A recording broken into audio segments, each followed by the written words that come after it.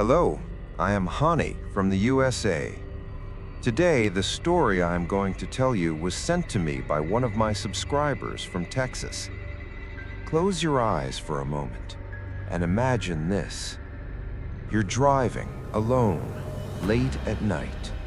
The road is empty, completely silent. No people, no houses, not even a single light. Just darkness, stretching endlessly in every direction. Your car headlights cut through the pitch-black night, but only a few feet ahead. Beyond that, there is nothing, just thick forests, abandoned fields, and a suffocating silence. The only sound is your engine echoing into the void. Even imagining this sends a chill down your spine.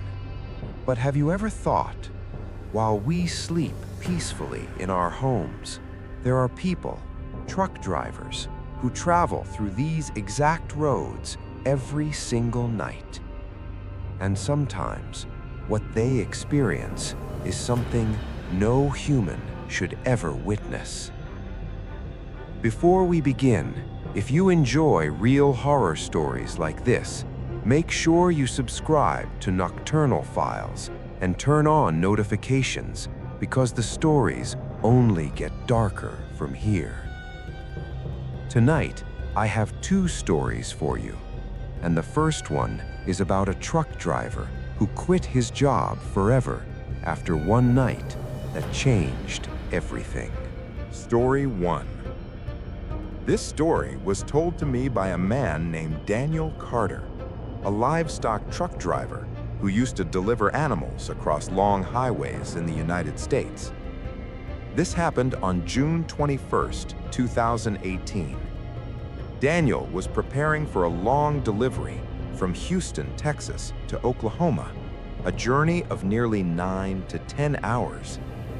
His truck was massive, 2 trailers attached, one filled with live animals, goats, sheep, poultry, the other filled with frozen meat. With him was his assistant, Mike Harrison. They loaded everything and hit the road. The city lights slowly faded, and the highway swallowed them into darkness.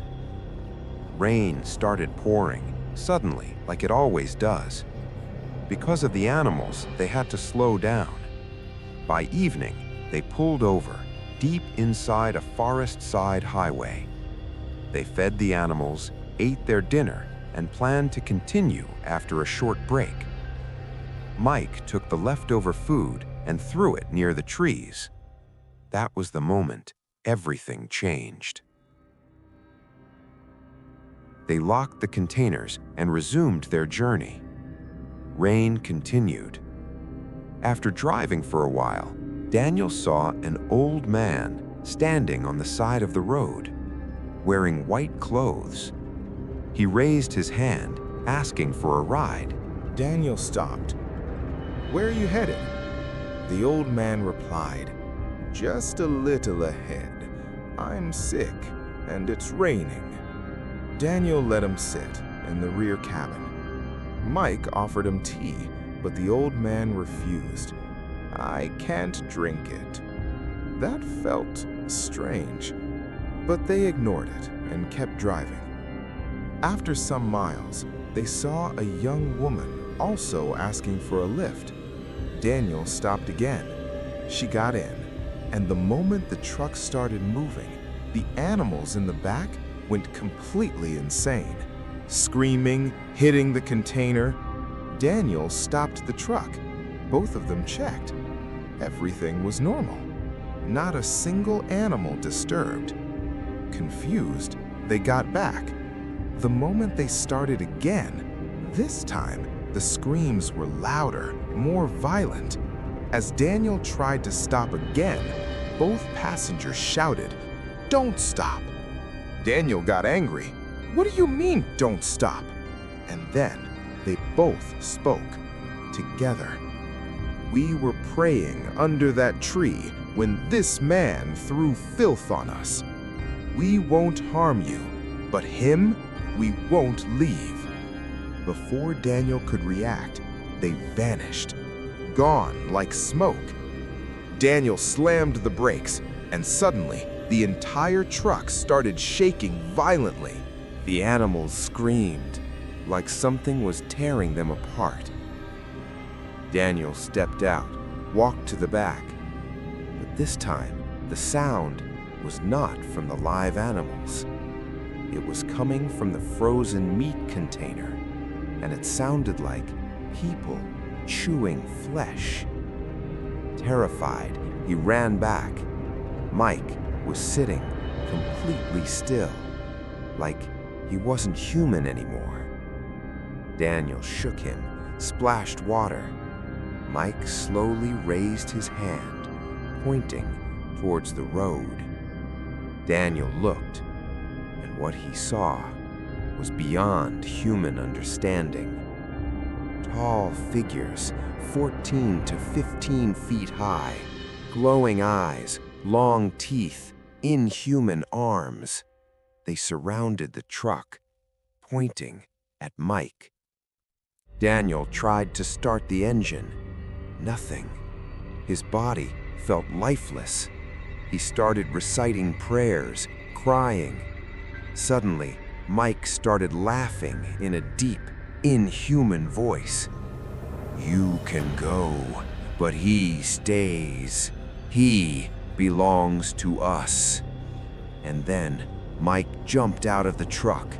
In the pouring rain, he started hurting himself, banging his head against the road, bleeding, and those creatures were dancing to sounds of invisible drums. Daniel called the police. They arrived, but they saw nothing, only Mike lying on the ground.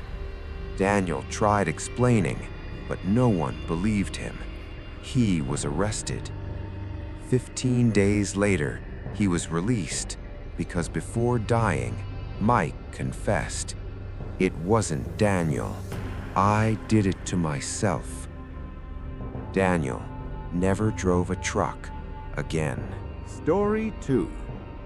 This second story was sent to me by a subscriber from New Jersey, USA. It's about a man named Faisal Khan. Faisal was the kind of person who never believed in ghosts, spirits, or anything supernatural.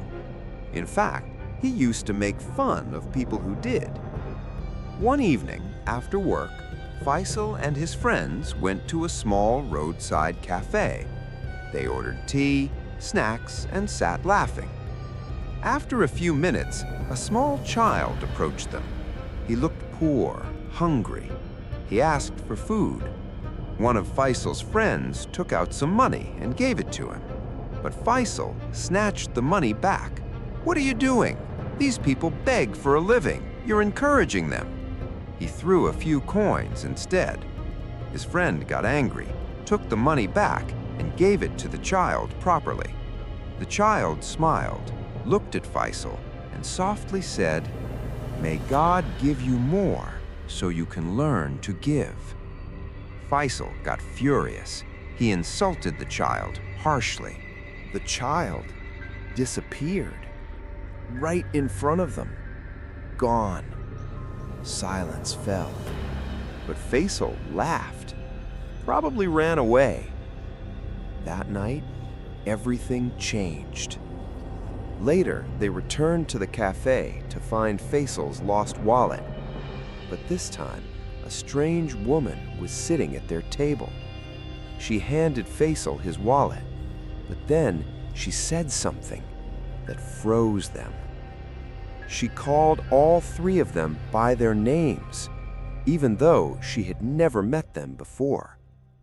Faisal ignored it, but fear had already begun. Next day, Faisal didn't come to work. His phone was unreachable. When his friends called his wife, she said, "He's been sleeping since last night and doesn't want to wake up." That same day, Faisal suddenly called and said, "Don't come to my house. Until I call you, don't come." They froze because just seconds before, they were planning to go to his house. Something was very wrong.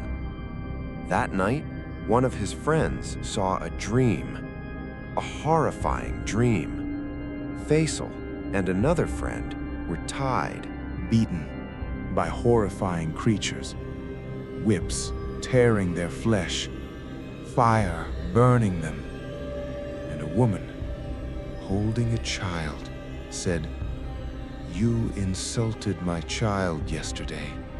Now I will burn yours." She threw the child into fire and looked at the other friend. "You looked at me with filthy eyes. I will stay with you as your punishment." He woke up, terrified. Next morning, they rushed to Faisal's house with a spiritual healer. Outside the house, Faisal's wife was sitting, crying. She said, "Something is not letting me leave. Every time I try, I get dragged back."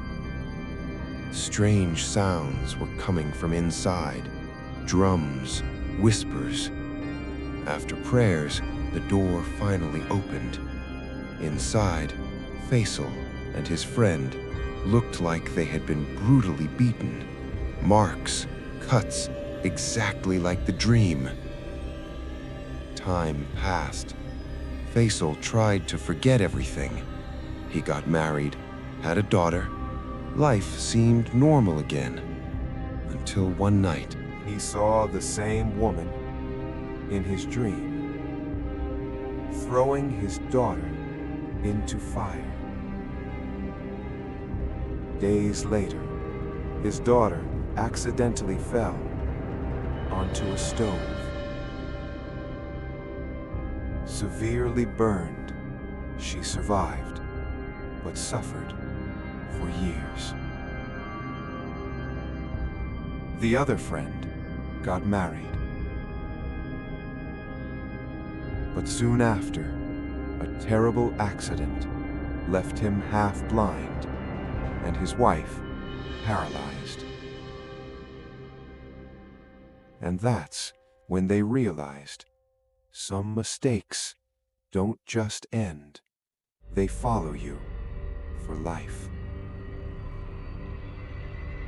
So remember, if you can't help someone, just say no, but never disrespect them.